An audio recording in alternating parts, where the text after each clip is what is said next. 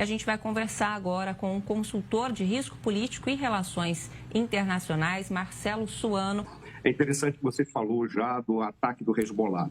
Primeiro, vamos lá, já se esperava tanto que as milícias do Hezbollah, bem como os Houthis e outras unidades que são apoiadas pelo Irã, queriam retaliar de alguma maneira. Tá? Isso já era esperado. A grande questão é, o Hezbollah ele está extremamente fragilizado, ele já não tem a capacidade de poder fazer algum ataque com grande poder de fogo contra Israel, mesmo porque Israel tomou algumas medidas preventivas. A gente não pode esquecer aquilo que, independentemente dos fatores que podem trazer os custos humanos, mas ali é custos humanos de terroristas. Aquela ação de Israel foi um dos serviços de inteligência mais bem planejados da história da inteligência ao longo da vida humana. Aquilo que eles fizeram, que eles aniquilaram toda a liderança do Hezbollah e parte expressiva daqueles que ocupam cargos superiores, bem como de soldados do Hezbollah, foi algo que já deixou o Hezbollah extremamente fragilizado. Esse é o primeiro ponto. Segundo, Israel fez outras ações, incursões para diminuir ou encerrar as ações do Hezbollah, que é muito difícil porque eles se infiltram, eles se camuflam, eles escamoteiam. Além disso, antes dessas ações que aconteceram agora, neste momento contra o Irã, Israel também tomou ações contra o Hezbollah. Além do que, há de se trazer em consideração que a própria lideranças governamentais do Líbano alertaram que não iriam aceitar ações, não era contra o Estado libanês, era do próprio Hezbollah. Falaram que o que está acontecendo no Irã não diz respeito ao governo libanês. Logo, foi um recado muito sério para o Hezbollah. O que isso significa? O Israel certamente já está se defendendo e vai se defender e fará ataques para pegar núcleos, células do Hezbollah que ainda estão ativas. E se não contar com o apoio do governo libanês, certamente o governo libanês ele se manterá, não é neutro, ele se manterá mais, eu diria, equilibrado, porque ele não quer se envolver nessa contenda e sabe que, independentemente de tudo aquilo que está acontecendo, desestabilizando o Oriente Médio, a culpa, por excelência, cabe ao Irã, que não está aceitando qualquer negociação, quer dar continuidade ao seu programa nuclear e, em especial, quer dar continuidade ao seu programa de mísseis balísticos, algo que não pode estar sendo admitido. Outros ataques vão acontecer em outras regiões em retaliação por parte, seja de Israel ou dos Estados Unidos, uma vez que o Irã está adotando a estratégia de generalizar e tornar uma guerra regional, atacando os aliados norte-americanos no Oriente Médio. Isso, por excelência, vai trazer mais embates, mas muito provavelmente a probabilidade é altíssima, quase 100%, de que não haverá sucesso. Você acredita, Marcelo, que haverá uma escalada desse conflito? Como você bem pontuou, é um conflito regional. E aí, quais países poderiam ser arrastados diretamente para a guerra? É interessante porque a tática utilizada pelo Irã é a tática do abraço do afogado. O que significa isso? Eu estou me afogando, vem alguém, eu me seguro nessa pessoa e puxo ela para baixo junto comigo, se eu não tiver condição de eu alavancar para sair dessa situação. E como que eles estão fazendo esse abraço do afogado? Eles estão simplesmente atuando em regionalizar o conflito, razão pela qual eles atacaram vários países árabes. E a gente não pode esquecer que o Irã é persa, ele não é árabe. Tá? Por isso, não haveria aquele prurido de dizer somos povos irmãos porque somos do mesmo grupo étnico. Não, não são. São outra coisa. O que os une é o islamismo, mas ainda assim o islamismo iraniano, na configuração que o Irã deu, por mais que seja xiita e tenha grupos xiitas pelo Oriente Médio, além de tudo, tem financiado grupos terroristas sunitas, algo que não surpreende, mas que traz um certo desconforto ou curiosidade diante de todos. Ainda assim, o Irã ele não estará em condição de, ao espalhar para todos, na tentativa de fazer um abraço do afogado, de preservar a sua postura. E o que pior pode acontecer é garantir que grupos islâmicos, ou melhor, países muçulmanos, se coloquem contra o Irã, separando definitivamente a questão religiosa da questão Estado, razão de Estado. Ele já está atuando contra a Arábia Saudita, que é uma aliada dos Estados Unidos, e o rei saudita já se posicionou pró-Estados Unidos, isso é evidente. Vai atuar contra os Emirados Árabes, não à toa bombardeou bases americanas nesses países, já está atuando contra o Iêmen, já atuou, já manifestou ou bombardeou a Jordânia. Em síntese, esses países, de imediato, o Irã já está atacando para tentar regionalizar a guerra. O que eu acredito que ocorrerá? Haverá respostas de defesa desses países internamente para segurar os núcleos que podem estar apoiando o Irã e o que o Irã conseguirá com isso? Que todos esses países digam: vocês podem utilizar os nossos corredores aéreos, podem utilizar o nosso território para trânsito de tropas, se necessário for, talvez não seja necessário, e, inclusive, tem o nosso apoio diplomático para confrontar o Irã. Ou seja, não é um tiro no pé, é o último recurso que eles estão usando e, certamente, esse uso recurso apenas reforçará um conjunto de aliados aos Estados Unidos e a Israel, apesar de tornar a guerra regional, o que eu acredito que durará um certo tempo, mas será menor do que aquilo que se pode prever de muitos meses. É uma aposta que eu faço com base em vários elementos. É possível que se estenda por muito tempo, mas a probabilidade é baixa, porque isso afetará a economia mundial de uma maneira muito drástica. E o próprio mundo vai dizer: então é melhor a gente ficar do lado dos Estados Unidos e acabar com esse governo tirânico do Irã, dando força para restabelecimento da ordem, do que estar apoiando uma condição de guerra eterna, ou seja, por muito tempo. Certo. Tendo os dados, né, do armamento que o Irã possui, do efetivo militar, quanto tempo ele pode aguentar, resistir nesse conflito, Marcelo? Uma pergunta-chave, Sônia. É interessante porque as tropas iranianas, as Forças Armadas iranianas, ela tem 3 ramos. Ela não tem 3 forças armadas, como, por exemplo, a gente encontra no Brasil, como a gente encontra nos Estados Unidos, são 5, que virou 6. Lá são 3 ramos. Você tem o exército, é o Arpesh, eu creio que essa é a pronúncia, que é o exército regular. Não seria o exército, é a Força Armada Regular, com um papel de defesa. E aí esse Arpesh tem Marinha, Exército, Aeronáutica e uma Força de Defesa Antimísseis. Ponto. São 4 Forças Armadas dentro de um ramo. Você tem a Guarda Revolucionária, que tem 6 ramos: Marinha, Exército, Aeronáutica, Força Aeroespacial. Tem as Forças Quds, que tem a função de fazer ações externas, propriamente dito. As Forças Quds, inclusive, trabalham como forças especiais. E tem os Basij, que trabalham internamente para controlar e conter qualquer impulso da população contra o governo. Mesmo porque as guardas revolucionárias, elas têm uma configuração, a Guarda Revolucionária, ela tem uma configuração de defesa do regime. Não é a defesa do Estado ou do povo, ela está lá para defender o regime. E tem a Força de Polícia, que também tem 3 ou 4 ramificações, dentre elas de serviço de inteligência. A Guarda Revolucionária também tem um serviço de inteligência. Quando você olha essa amplitude, você diz: são muitos soldados. Só tem um detalhe: para manter soldados, você precisa de recursos. Ora, você não tem mais tantos recursos para manter essas tropas, uma vez que a sociedade está depauperada, está empobrecida ao máximo, o Estado não tem, o governo não tem mais recursos financeiros, razão pela qual eles trabalham tanto para acabar com as sanções internacionais e voltar a vender o que eles puderem vender para o mundo. Eles já não têm mais recursos financeiros e as tropas já estão sentindo um abalo do moral, não é da moral. A moral diz respeito a valores, o moral é a predisposição a continuar combatendo mesmo diante das adversidades. O moral deles já está baixo, porque eles viram a morte com precisão dos seus líderes. E eles estão vendo a impossibilidade deles articularem uma defesa em que possa ser utilizadas as tropas de terra. E as tropas de ar e de mar, elas estão também aniquiladas. Segundo o Trump, já foram explodidos 9 naves da Marinha iraniana. Ou seja, eles estão vendo um moral muito baixo. O que isso significa? Há um número de centenas de milhares de soldados, mas você tem que levar em consideração qual é o moral deles, está cada vez mais baixo. Quais são os recursos? Estão cada vez mais baixos.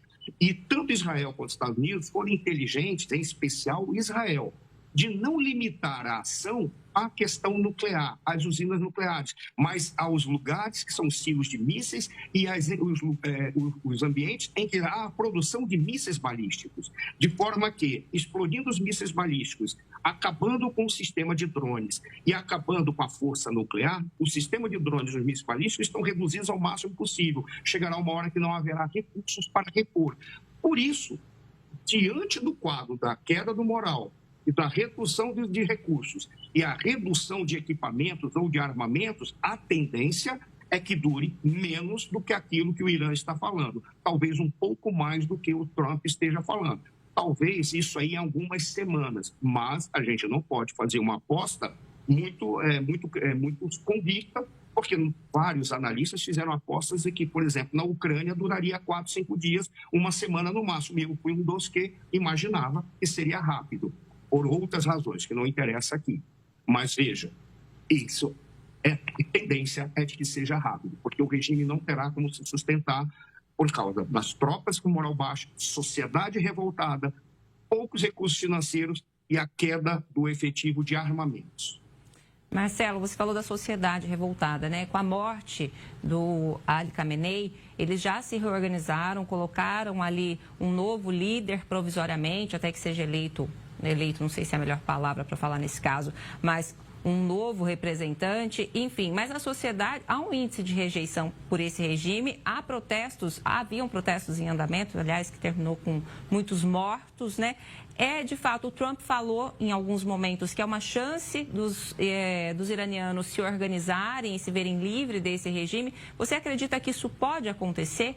Há um movimento de que eles se mostram fortes, né? Tudo bem, Ali Khamenei morreu, mas a gente já colocou outro e a gente vai resistir bravamente. Essa é a mensagem que eles tentam passar do meu ponto de vista. Como você analisa isso, Marcelo? É interessante. O Trump, se eu bem entendi aquilo que o Trump manifestou, porque o Trump fala muitas coisas, né? Todas muito incisivas e todas com um grau de correção muito alto, ou seja, com muita precisão em várias ocasiões. Mas se eu bem entendi aquilo que ele disse, criamos uma janela de oportunidade. Está certo. Criou-se uma janela de oportunidade exatamente pelo fato de que certamente haverá um nível de competição interna pelo poder. Um dos clérigos do Conselho, da Assembleia dos Especialistas já foi indicado. Ele está ocupando. Para mim, a tendência natural é este indivíduo tentar se eternizar, mesmo porque eles vão pedir um tempo para que a Assembleia dos Especialistas, são 88 membros, escolham entre aqueles que poderiam ser indicados naturalmente. O Khamenei queria indicar o seu filho, da mesma forma que o próprio Assembleia tinha dentro do espectro o indivíduo que, curiosamente, é mais moderado, que é o neto do Ayatollah Khomeini. Quando você observa, haverá uma certa disputa interna entre eles, criando núcleos de confronto institucional. Isso se espera que aconteça. Se, porventura, houver uma queda do apoio das Forças Armadas, e o Trump também anunciou que muitos militares já estão ligando desesperadamente para fontes americanas dizendo que querem se entregar. Vamos tomar isso como sendo próximo da verdade, se não a verdade absoluta. Ora, tendo esses conflitos internos e a queda do moral, e muitos já querendo fazer uma defecção, ou seja, sair do governo e sair do apoio ao regime, nós podemos ter um grupo institucional de militares, políticos e lideranças que certamente podem migrar para a sociedade. Ora, por que foi criada uma janela de oportunidade? Porque a sociedade vê diretamente que não tem como sobreviver esse regime. Foram anunciados aproximadamente 40 mil mortos, o que se supõe que tenha chegado a 80 mil mortos na repressão. Há um determinado ponto em que se aplica, apesar de eu não ser hegeliano, de forma alguma, mas se aplica uma das máximas do Hegel, que é a dialética do senhor e do escravo. O que é a dialética do senhor e do escravo? O escravo se mantém e aceita o seu regime de escravidão enquanto há algo que ele ainda possa perder, ou seja, porque ele ainda tem alguma coisa. O limite máximo é a própria vida.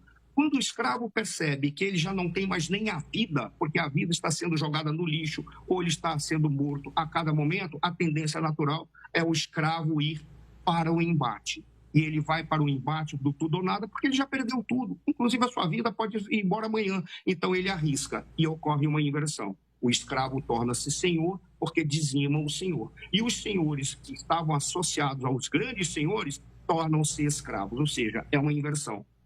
No caso da estratégia militar, se usaria isso como a inexistência de uma rota de fuga, o que significa o regime está pressionando tanto a sociedade por não está dando a ela uma rota de fuga de liberdade, expressão, mudança de governo. Qual é a tendência natural? É um gatinho numa parede e um cachorro indo para matá-lo. O que o gato faz? Vai para a briga.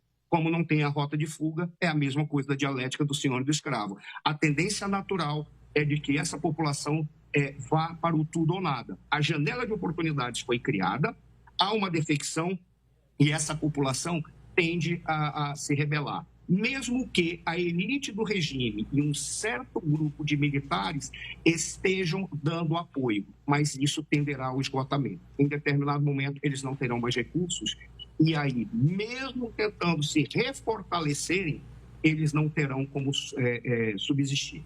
Porque é uma questão de lógica, de história, de vida e de comportamento político e militar. A história mostra para nós que a tendência deles é eles não sobreviverem. Mas em política, um dia é uma eternidade. Quanto mais demorar, mais eles podem sobreviver e mais eles podem voltar a se organizar e a massacrar o seu povo. Por isso que o Trump falou que vai até o fim. Eu creio que o Trump esteja fazendo essa leitura. De ir até o fim. E o secretário de Guerra, Pete Hegseth, falou hoje de manhã também que está disposto a ir até o fim e os Estados Unidos sairão vencedores dessa guerra. Ele fez essa afirmação. Você chegou a acompanhar, Marcelo, a fala dele nessa manhã? Não cheguei a acompanhar. Eu estava fazendo outra atividade, mas eu gostaria de ter alguns elementos que eu possa até reforçar. O Hegseth, ele é muito claro. E ele não é um indivíduo de ficar de firulas. A primeira coisa que o Hegseth fez quando ele assumiu a Secretaria de Defesa, a Secretaria seria correspondente ao Ministério, ele já mudou isso, não é Secretaria de Defesa, é Secretaria da Guerra. O que ele está querendo dizer com isso? A guerra trata de defesa e ataque. O ataque é trabalhado em função do quê? Das hipóteses de conflito. Então, nós não vamos reduzir as hipóteses de conflito. Se existe, nós trabalharemos para entrar no conflito, no caso, na guerra, e vencer essa guerra. Então, o Hegseth, ele é muito incisivo nisso. Ele foi militar da Guarda Nacional, do seu estado, eu tenho a impressão. Ele sabe o que é ser militar, ele sabe o que é uma guerra, e ao contrário do que as pessoas pensam, os indivíduos que menos gostam da guerra são os militares, porque são eles que sofrem na pele o impacto da vida e da morte e da possibilidade da sua morte imediata. Essa é a razão pela qual, quando entra em guerra, a primeira preocupação deles, temos que acabar com essa guerra o mais rápido possível, porque nós não lucramos nada com isso. Só quem lucra são aqueles que são os comerciantes da violência. Esses, tudo bem, lucram, mas nós não. E o Hegseth, ele raciocina como militar. Ele quer que isso acabe e ele vai até o final, indiscutivelmente. Marcelo, então vamos acompanhar juntos a fala do Pete Hegseth, que afirmou que o objetivo da guerra é atingir a paz através da força e que o exército americano foi treinado para matar. Vamos acompanhar. Nós somos guerreiros, treinados para matar o inimigo e derrubá-los. A história está nos assistindo. Sejam a força que vocês juraram ser. Foco, disciplina e sejam letais e inquebrantáveis. Nós vamos fechar e encerrar isso com as condições estabelecidas de Estados Unidos primeiro. Estados Unidos primeiro, America First, como disse o presidente Trump. Ninguém mais disse como deve ser. E saibam, antes de tudo, o presidente Trump e eu queremos protegê-los e estamos sempre apoiando vocês através de fogo, crítica, notícias falsas, por tudo. Nós liberamos vocês porque vocês são os melhores, os mais poderosos, os mais letais. A força que o mundo já viu. A maior força que o mundo já viu. Esse foi o final do discurso dele, onde ele direcionou a fala justamente para os combatentes americanos que fazem parte desse conflito, antes de passar a palavra para o general, que explicou exatamente como foi o planejamento deste ataque. Disse que durou meses e, em algumas ações, até anos. É interessante. Eu não tinha assistido o discurso dele e, curiosamente, convergi com aquilo que ele apresentou. Veja que, como eu disse, Ele é militar. Ele trouxe a questão do que há de mais sagrado para os militares, o patriotismo e a honra. E a honra para o militar, ela segue, melhor dizendo, o princípio do dever cumprido. Que dever cumprido é esse? Cumprir o dever de morrer, primeiro, defender, mas, se necessário for, morrer pela sua sociedade, pelo seu povo. Onde que está o patriotismo dele? Somos um povo de guerreiros e nós vamos até o fim. Não esqueçam, no hino americano está... no final do hino americano, está dito, terra de homens honrados, terra de bravos. Praticamente, ele pegou o hino e disse, nós somos guerreiros e iremos até o fim. Por qual razão é necessário até o fim? Porque não dá mais para permitir que núcleos de indivíduos que odeiam os norte-americanos e odeiam a civilização ocidental continuem governando no Irã. Está muito claro. E quando ele fala, somos guerreiros e vamos até o fim, os militares norte-americanos, eles vão até o fim mesmo, porque existe, inclusive, uma relação da sociedade americana com os seus militares que é bem diferente daquilo que a gente encontra em outros lugares do mundo. Eu estava em Washington e fui num determinado lanchonete ou restaurante, eu não lembro agora, estava perto do Capitólio, e eu estava lá tomando um lanche e entrou um soldado americano. Soldado, foi general, major, nada disso, foi um soldado americano. Na hora que o soldado entrou, ele fez o seu pedido, foi para o balcão, fez o seu pedido. O dono do restaurante chegou, foi até ele e disse, aqui o senhor não paga. Peça o que o senhor quiser e aqui o senhor não paga, porque os nossos heróis e os nossos defensores não pagam nada. Nós é que devemos a você. Na hora que o dono do restaurante falou isso, um cidadão se levantou e disse, pode deixar, ou eu pago ou eu divido com o senhor. E algumas pessoas o aplaudiram. Estou falando isso em 2012, quando eu estive lá em Washington, além de outros estados americanos, que eu vi o mesmo fenômeno. O que isso significa? A sociedade americana não quer guerra, porque não quer ver os seus filhos mortos. Mas, uma vez a guerra iniciada e explicado que isso está ocorrendo para defender os norte-americanos, os militares americanos têm todo o apoio da sua sociedade. E, ao ter todo o apoio da sociedade, significa o quê? Eles vão dar os recursos que forem necessários para usar a violência que seja necessária para encerrar essa guerra o mais rápido possível, independentemente dos debates políticos que vão acontecer no Congresso, se está legítimo ou ilegítimo. A sociedade americana vai entender e vai apoiar. E o Reg 7 foi muito claro. Somos soldados, somos guerreiros, somos um povo de bravo, embora ele não tenha falado, e vamos até o fim, porque nós não podemos permitir mais riscos para a nossa sociedade. Isso certamente será usado ao longo do ano, inclusive para mostrar. É um governo que se preocupa com o povo americano. Marcelo, fica aqui junto com a gente que eu vou trazer agora uma notícia que a Guarda Revolucionária do Irã anunciou ataques contra o gabinete do primeiro-ministro Benjamin Netanyahu. Segundo o exército iraniano, a sede do comandante da Força Aérea israelense também foi alvo. O governo de Israel não confirmou o ataque e não há relatos de feridos. O chefe da segurança do Irã anunciou que o país não vai fazer acordo com os Estados Unidos e com Israel e, de acordo com a imprensa iraniana, o número de mortos iranianos na guerra já chega a 555. Números, então, atualizados pela nossa equipe de jornalistas. Marcelo, o Irã, então, se mostra de uma forma que não está pronto para negociar, não está pronto para nenhum tipo de acordo. Isso foi cogitado ontem pelo presidente Donald Trump, mas o Irã se mostra impenetrável, firme na decisão de que não está pronto para negociar. Sônia, a expressão que você usou, ela é importantíssima, que você disse, não está pronto para negociar. Por qual razão? Porque quando você observa o cenário da guerra, observa a configuração do governo, a situação que eles têm e o nível de crimes, ou o número e nível de crimes que eles cometeram, eu diria assim, eles não podem negociar. Porque eles sabem que eles são criminosos internacionais, eles sabem que eles perderão tudo. Por isso, eles só estarão prontos para negociar, tal qual você falou, e é fantástico ter falado isso, porque só estarão prontos quando eles não tiverem mais nenhum recurso, quando eles perceberem que já não dá mais. E, muito provavelmente, eles talvez, parte expressiva deles, queiram ir para o martírio. O grande problema é que os criminosos, quando fazem o martírio, eles fazem o martírio seus e dos inocentes iranianos. Ora, isso junta duas questões. Aquilo que o Reg 7 falou, vamos até o fim. E aquilo que está colocado aí não tem condição, nós não podemos negociar, nós temos que ir até o fim. Estaremos prontos quando não tiver mais nada, inclusive o martírio já tiver sido executado.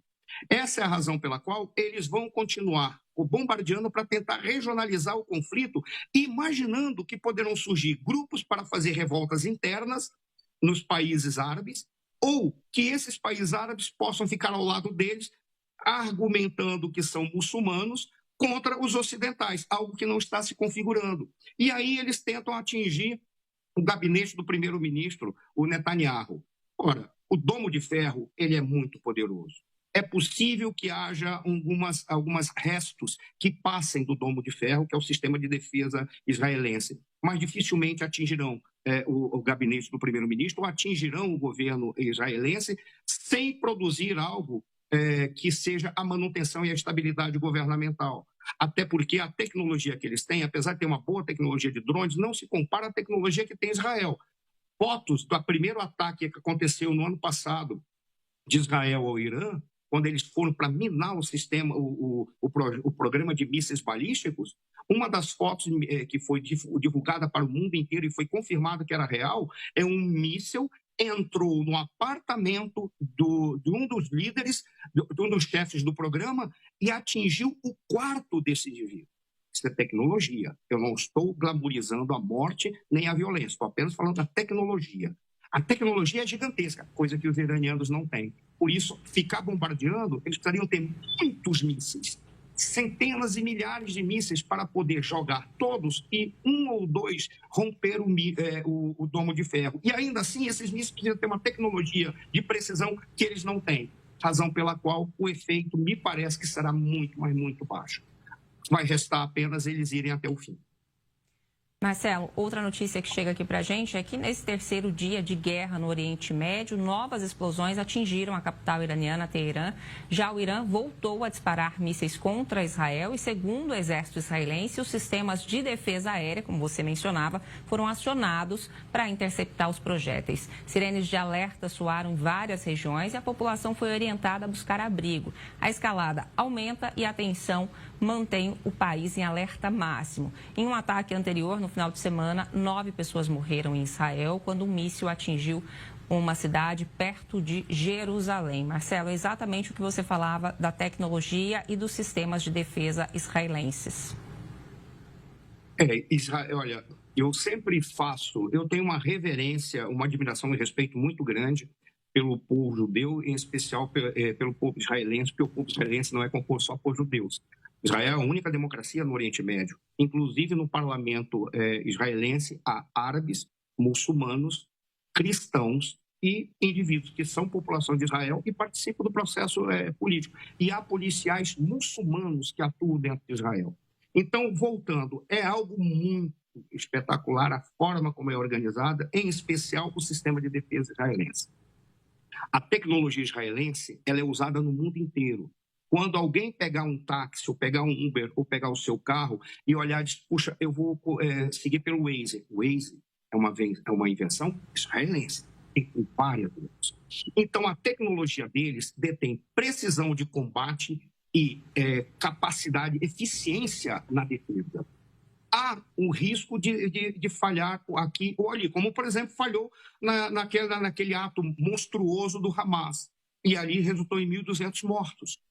Houve uma falha de inteligência, e o serviço de inteligência de Israel não é um dos melhores do mundo, é o melhor do mundo da minha perspectiva, eu posso estar enganado.